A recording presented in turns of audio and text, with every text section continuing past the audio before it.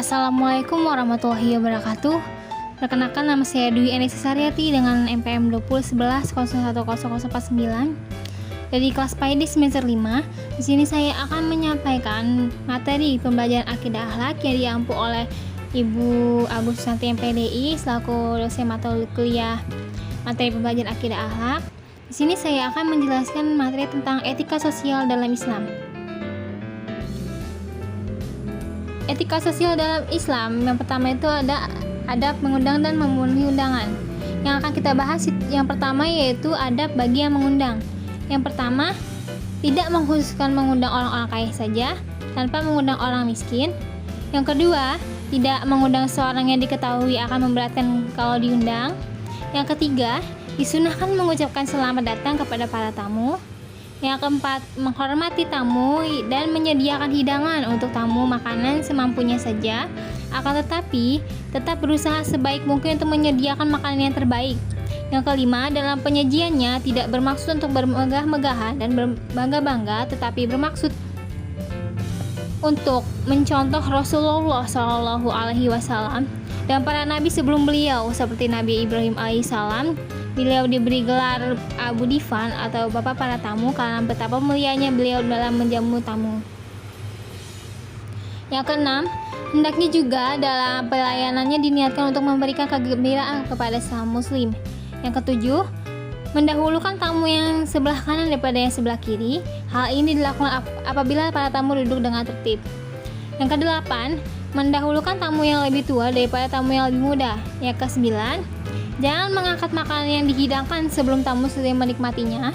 Yang ke-10, di antara adab orang yang memberikan hidangan ialah berbincang-bincang dan bicaranya menyenangkan. Tidak tidur sebelum mereka tidur, tidak mengeluh kehadiran mereka, bermuka manis ketika mereka datang dan merasa kehilangan tatkala pamitan pulang.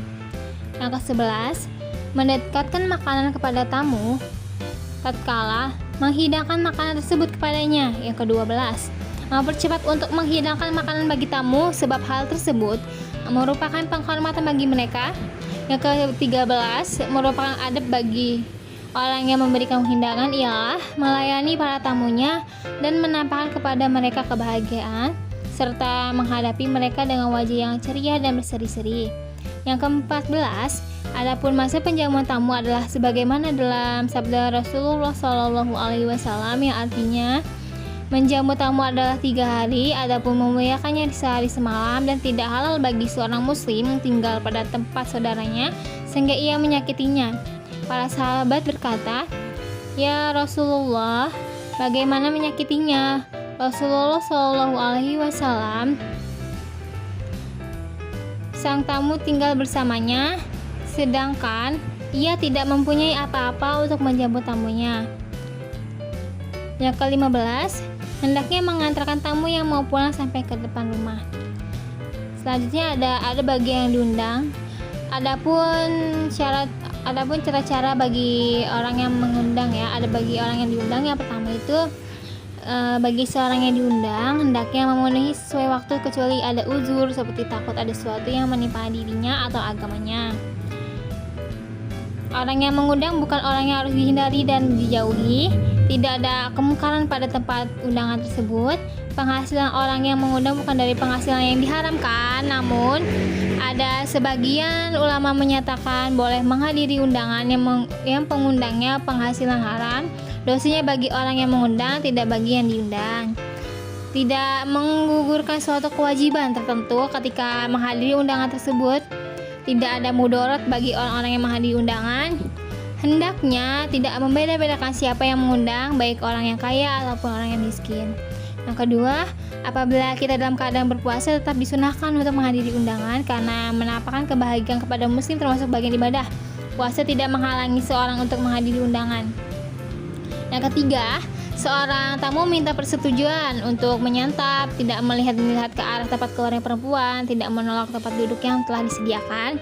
Yang keempat, termasuk adab memenuhi undangan adalah tidak banyak melirik-lirik pada wajah orang-orang yang sedang makan. Yang kelima, hendaknya seorang berusaha semaksimal mungkin agar tidak memberatkan tuan rumah. Yang keenam, sebagai tamu kita dianjurkan membawa hadiah untuk tuan rumah karena hal ini dapat mempererat kasih sayang antar sesama manusia atau sesama muslim. Yang ketujuh, jika seorang tamu datang bersama orang yang tidak diundang, ia harus meminta izin kepada tuan rumah terlebih dahulu. Yang kedelapan, seorang tamu hendaknya mendoakan orang yang memberi hidangan kepadanya setelah selesai mencicipi makanan tersebut dengan doa. Yang kesembilan, setelah selesai bertamu, hendaklah seorang tamu pulang dengan lapang dada, memperlihatkan budi pekerti yang mulia, dan memaafkan segala kekurangan tuan rumah. Adapun perilaku orang yang mengundang dan memenuhi undangan dengan memahami ajaran Islam mengenai adab mengundang dan memenuhi undangan, maka seharusnya kita memiliki sikap sebagai berikut. Yang pertama, mempunyai sikap toleransi yang tinggi terhadap masyarakat. Yang kedua, memiliki rasa sosial yang selalu berhubungan dengan masyarakat. Yang ketiga, mempunyai rasa peduli terhadap kebutuhan seorang dan merasa bahwa manusia harus saling membantu dalam bentuk apapun. Terima kasih, mungkin itu saja yang bisa saya sampaikan materi etika sosial dalam Islam. Saya akhiri, wassalamualaikum warahmatullahi wabarakatuh.